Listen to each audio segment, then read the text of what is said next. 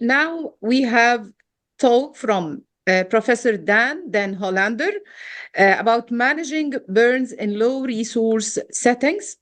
Professor Hollander, he is specialized in general surgery and his subspecialty in trauma surgery. He have been through many countries in the world, getting his own experience in that. He's a member of more than one committee who is which are taking care of training or researching such specialty.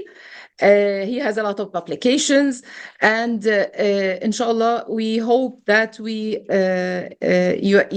will supply us with his own experience for those people who need to highlight this topic for them. Professor Dan, you are welcome, and please share your PowerPoint. Let me rectify something. I'm not a professor. I'm just a general surgeon. Okay, I think professorship can be gained by many ways. The long time of experience give you the honor of more than the professorship. Okay. Thank you. Okay. Well, let me add a few things to the thank you. I've been for the last 12 years before my retirement in 2021. I've run the Provincial Burns Unit's tertiary referral center for burns in KwaZulu-Natal, the most populous province of the Republic of South Africa. Although no data on the total amount of burns requiring hospital admission in our province are available, I think the figure of 10,000 a year is a reasonable estimate. And we have to deal with this with a total number of 28 dedicated level 1, level 2 beds and 20 level 3 beds.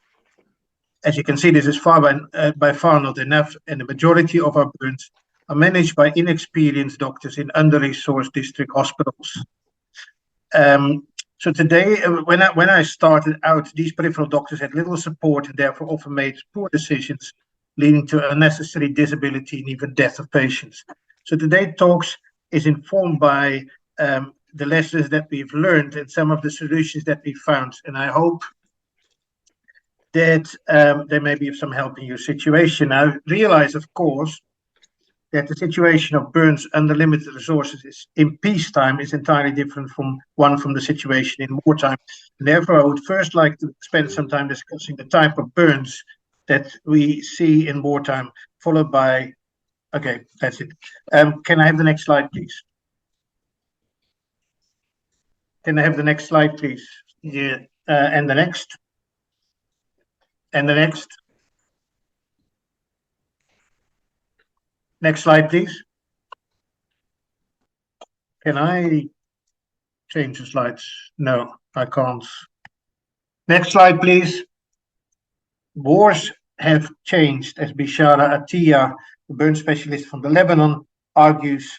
No longer is a war situation only two armies facing each other across the battlefield.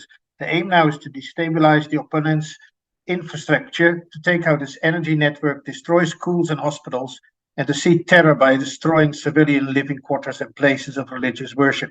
This has resulted in the fact that in modern conflict, up to 80% of casualties occurred in civilians rather than combatants. Atiya wrote these words in 2007, long before the current conflict, and he referred to the then recent wars in Afghanistan, Iraq, and the Balkan. The two major wars of 2020, the pattern has not been different, and we still have seen a deliberate attacks on civilian targets in the war after Russia's invasion of Ukraine, and indeed in the current war, ephemerically referred to between Hamas and Israel.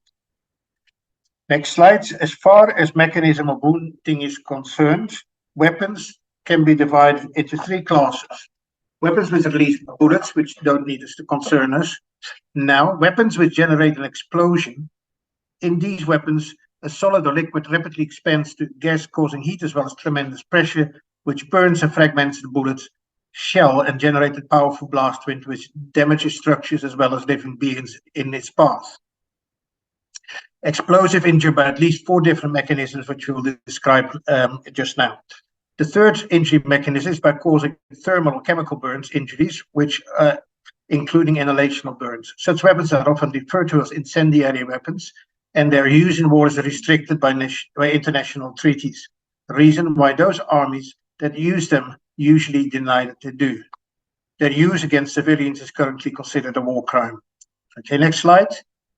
So burns are importantly, next slide, burns are importantly related to explosive and of course incendiary weapons. Next slide.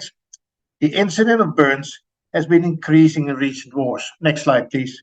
Plastic and burns surgeon will have been told about the heroic efforts of Mackintosh, yes, of course, the Scissors, and his team during the Second World War, among fighter pilots returning with severe, often facial burns from bombing raids from Germany and their association, the famous Guinea Pig Club. Yet the total incidence of burns during the Second World War was only 1.3% of injuries. During the Korean War, the incidence of war burns actually dropped to 1%. And it rose to over 6% during the Vietnam War and 8% during the Yom Kippur War of 1973. This affects the changes in warfare described earlier by Atiya. Next slide. An important factor for the rise of burns units is the violence directed in modern warfare towards civilians. Currently, as I already said a couple of times, 80% of casualties are among the civilian population. These casualties are non-discriminative.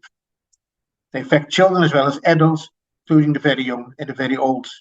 Civilians are also more vulnerable to sustain injuries than military, who often wear protective vests and helmets.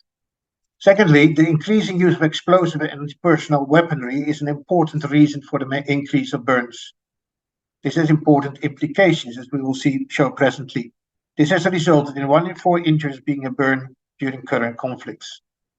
I also need to point out that the combination of a burn with another serious injury, such as, for instance, a lung contusion or a major head injury, will worsen the patient's prognosis, calculated on the basis of his injury severity score. It's for this reason that burns in a possible multi-trauma patient, and most patients injured by an explosive device fall in that category, are best looked after by a trauma surgeon, or if it is not available, at least by a general surgeon, especially where facilities to perform CT scans on such patients are not or no longer available. Remember also that associated injuries in a burn patients are often missed because the painful burn acts as a distracting injury. The last reason for an increase in burn injuries is that the displaced people who live in temporary dwellings in refugee camps such as tents tend to have an increased number of burn injuries. For instance, they live more crowded, live in single-spaced dwellings, and cook on open fires, all of which have been associated with an increased number of burns. Recent attention has also been drawn to acute and long-term respiratory complications due to smoke inhalations from pit fires. Next slide. This brings me to the issue of explosive, or better, blast injuries. I do not need to elaborate on blast injuries in this forum, only to point out that a patient who sustained a burn during a blast is likely to have associated injury. The thermal effect of a blast wind is rather short-lived and usually leaves superficial burns. A patient with severe burns due to an explosion was either close to the center of the explosion and therefore more likely to have other injuries, was burned by secondary fires, often associated with collapsing injury, which is also associated with other injuries, or was burned by chemical agents such as white phosphorus. Right, I'm going to leave a couple of slides out from now, just to save some time. Can we go forward for the slides, please? Forward with the slides. Next slide. Next slide. Next slide. Next slide. And then one more. Next slide. Next slide. So, next slide, please. Yes, based on the figures of last Sunday, and the situation certainly already got worse by today, we have a total of 49229 reported cumulative injuries. On the credit side, only 18 of the 36 hospitals still functioning, with the Al-Shifa hospital now closed. and the Al-Shifa Hospital, it was where the main burns unit was in Gaza. And the Nasser Medical Complex under siege. 286 healthcare workers had been killed in the violence. Given the previous discussion, 25% of these injuries are burns, then we have to add to that the peacetime burns of at least 5,000 a year. Then we come to a number of burns units of 20,000. So if 20,000 burns stay a minimum of 3 weeks, and including an 80% bed occupancy to calculate for to account for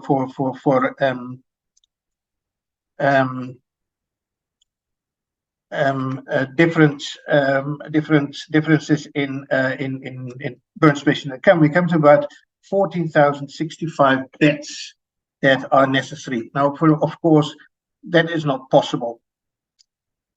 We don't have that only for burns. 1465, so it's 1,465 beds. So this brings us to this next slide, an important trying dilemma of choosing which patients to treat. But I want to move up 3 slides now. Next slide. Next slide. Next slide. Next slide. Next slide. Yeah. Will you choose to prevent disability or to save life? In the former case, there will be many patients that you know your team can get to survive and with good long-term results under normal conditions, but that now will demise. In the latter case, you will so overwhelm your rehabilitative services with complex patients that no one gets the care they deserve, and leaving a lot of patients with disabilities in a unfriendly environment. Remember that you can often excise and graft 3 to 5 patients with a 10 to 20% burn in the time that it takes you to graft 1 patient with 50% burn. Okay, and triage as such has already been discussed, and I will only add a few things specific to burns. So the most controversial group is the patients whose burns are too severe to be treated with the current resources. So if you can move to the next slide.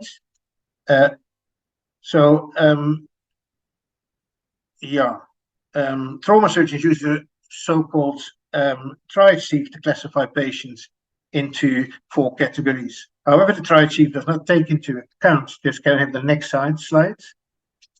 Oh, hang on, this is the last slide. Okay, can I have the previous slides? The previous slide?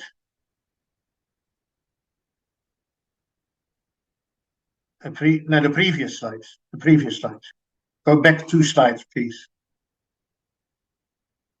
Yeah, you can see that the triage sieve on the right. No, you had to put that one. Okay, a triage sieve does not take into consideration important prognostic indicator for burns, which is the TBSA burns. So most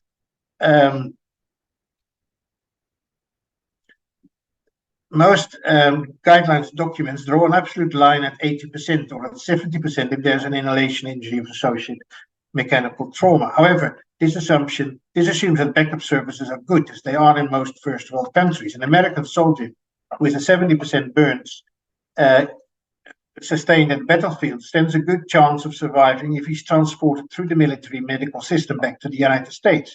However, a civilian with a 50% usually is not that lucky. In sub-Saharan Africa, most peacetime burns over 50% do not survive, especially if the burn is complicated by an inhalation injury. And it may be more realistic to use these limits for civilians in a war situation as well. Okay, and then we go to, leave it there.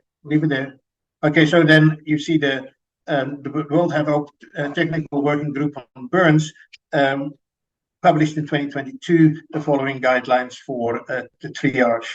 They recommend that triage should not be done, triage into the P4 category, the black or blue category, indicating a non-survivable injury, should not be done on the scene, but in the first receiving hospital. Okay, can we now go to that slide on resuscitation? Two well-known, three slides further, I think it is. Further. Oh, yes. Patient with non-survivable cause should be given palliative care in the regional hospital. I think that's also an important point. I would like to, for people who are interested in palliative care, I would like to refer them to my 2 articles on this topic, which was published in the African Journal of Emergency Medicine, which are both open access. Main points of attention are good communication with the patient, his or her family, symptoms relief, especially pain relief according to WHO principles, wound care and maintaining IV access. Right, let's get on to the 2 slides. Two slides, please, onto resuscitation. Resuscitation is usually indicated, and is probably the best known fact in burn cases, in all adults with burns over 40% and children over burns over 20%. The next best known fact is the Parkland's or Baxter formula for the burns resuscitation, 2.4 milligrams per kilogram per percentage TBSA divided by 2. Both require a fairly accurate estimate of the burns, of the area burned, and this is where problems start. Several studies have shown that medical students, general practitioners, and even military paramedics are poor at estimating TBSA, with some over or underestimating by a factor as big as 2. The technical working group on burns of the WHO advises to define a 20% burn as 2 areas of Wallace's rule of 9 and a 40% as 4 Wallace's areas. And method sometimes used in the pre-hospital setting is that of halving. First ask, does the burn cover half the patient's body or less? Then it's less than 50%. Does the burn cover half the area that is situated that it is situated in? Then it's 25%, etc., etc. Next slide. Next slide.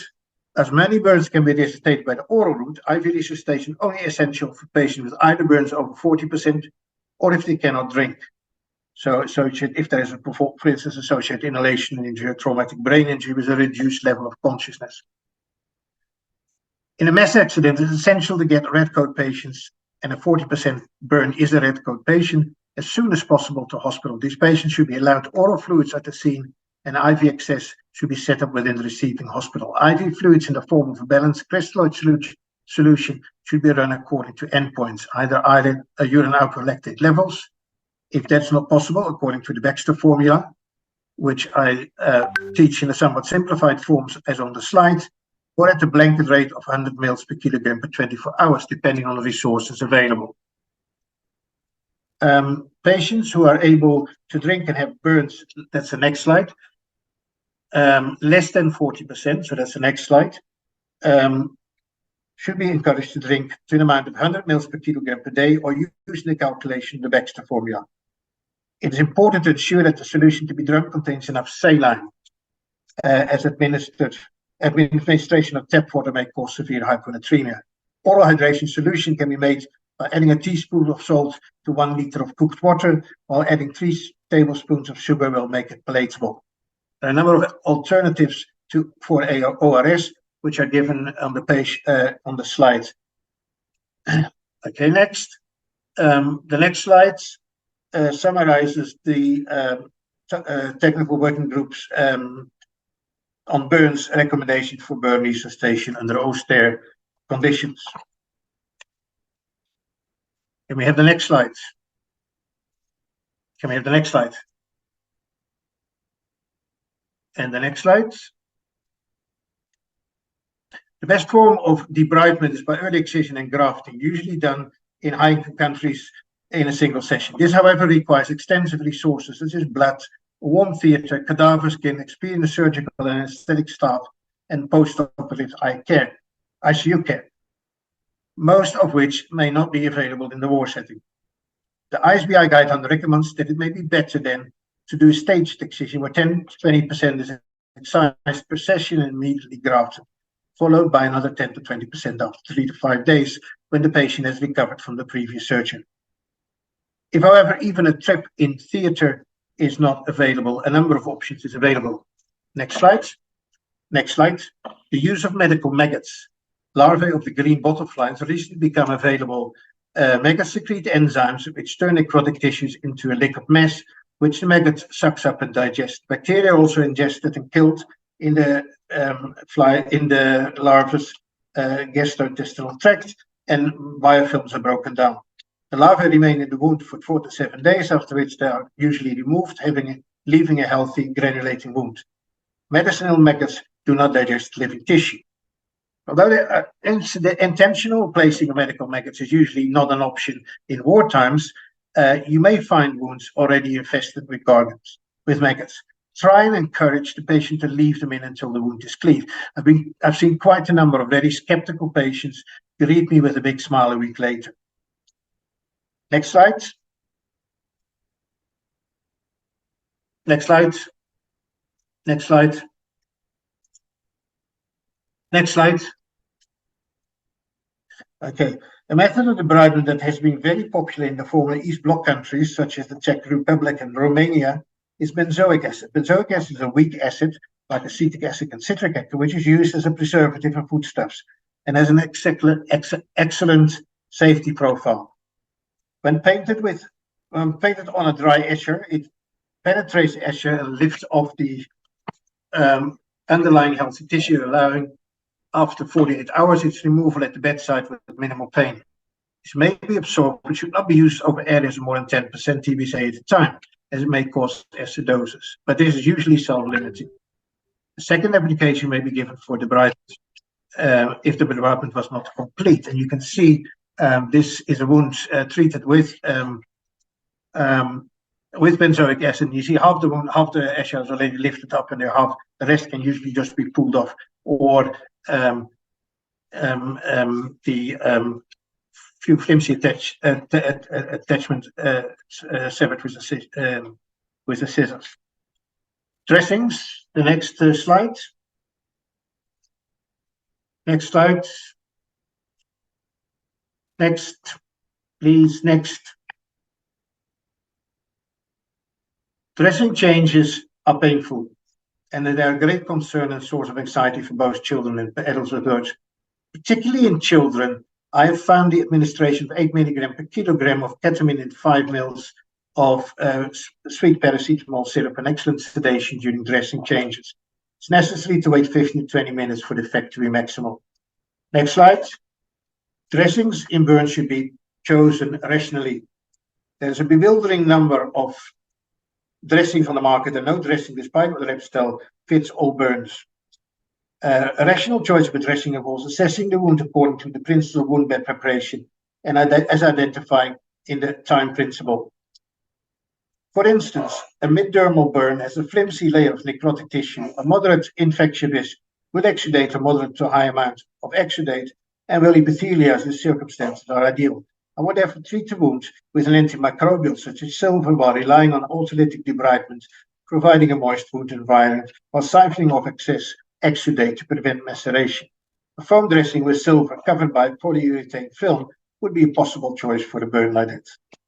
However, dressings such as that are expensive and tend to run out quickly in austere conditions. And what then? Next slide. Well, there's always honey. And I do not mean the expensive medicinal honey, but simple honey from the family grocery shop. Okay, some people have found clostridial spores in honey. And there is one case report in the literature of a child that died from a clostridial wound infection after receiving a honey dressing, for which the honey was promptly blamed. But that was a rare occurrence, and prevention is simple by buying irradiated honey, which is also usually cheaper than the natural honey that comes straight from the beekeeper. And honey saves lives. I've used it several times on infected burns and even on an infected diabetic ulcer with excellent research. Indeed, my clinical expression is that it actually works better than the medicinal Manuka honey. Okay, covering the wounds. Next slide.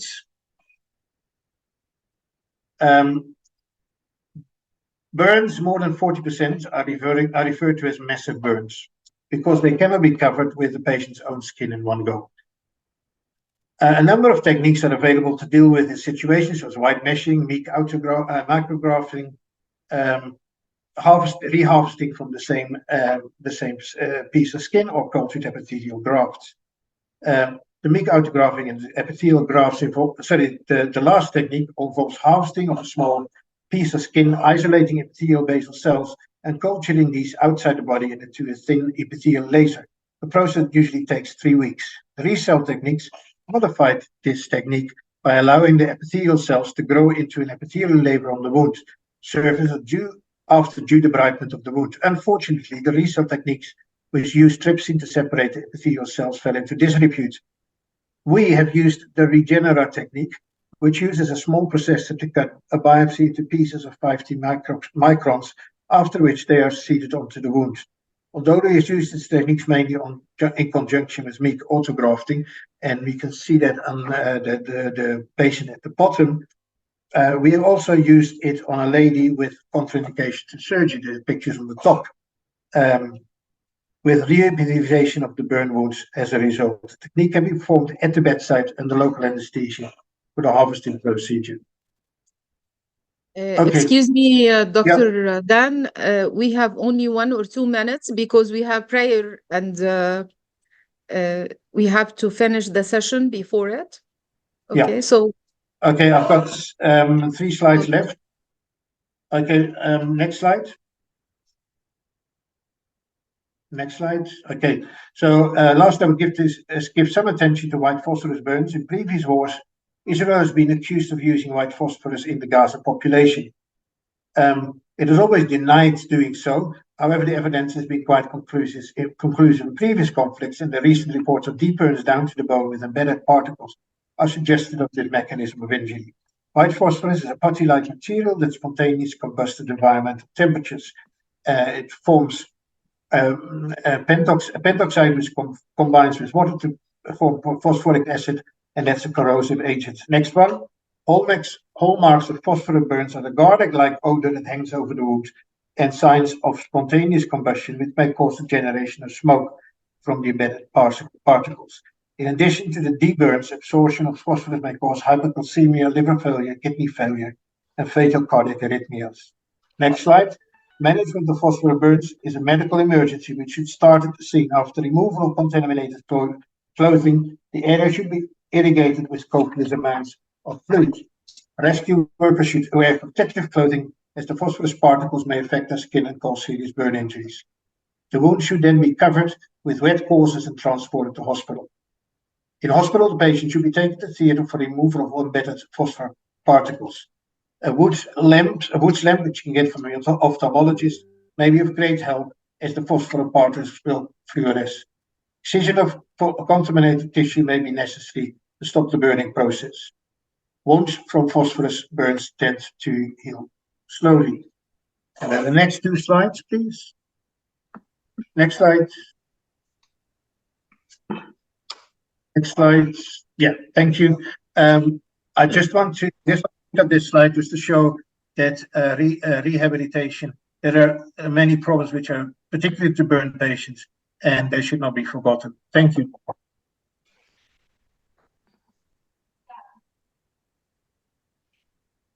Thank you very much, Dr. Daan, for your informative lecture, and it's to the point, and it's actually, we have a lot of knowledge, and we benefit from your experience. Thank you very much.